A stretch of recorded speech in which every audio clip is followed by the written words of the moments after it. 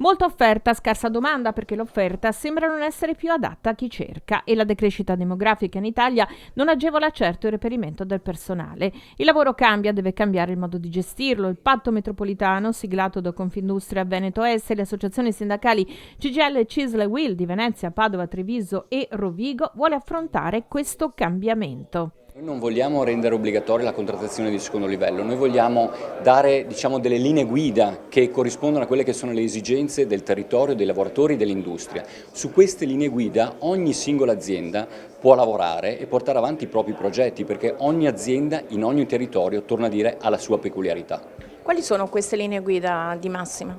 Allora, le linee guida, come dicevo, sono linee guida all'interno della contrattazione di secondo livello, quindi sui temi del welfare, sui temi della formazione, sui temi del cambio e visione tra scuola e lavoro, sul tema della sicurezza del lavoro, tema molto importante su cui dobbiamo lavorare ancora più attentamente tra industria e sindacati. Contrattazione di secondo livello, sicurezza sul lavoro, mercato del lavoro e formazione, sviluppo sostenibile, rigenerazione urbana e legalità, i punti del patto firmato.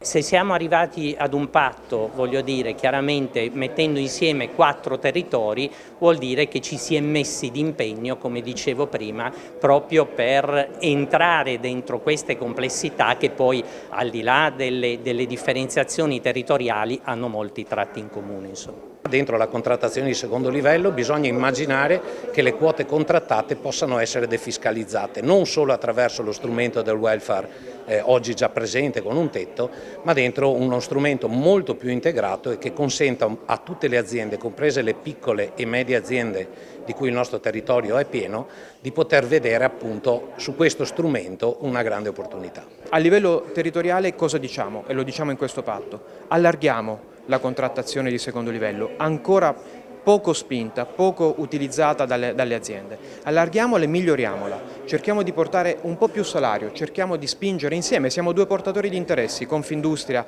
e le parti sindacali, e come Will lo promuoviamo molto. Noi dobbiamo promuovere una riduzione della tassazione e lo chiediamo costantemente anche e soprattutto sul salario di secondo livello.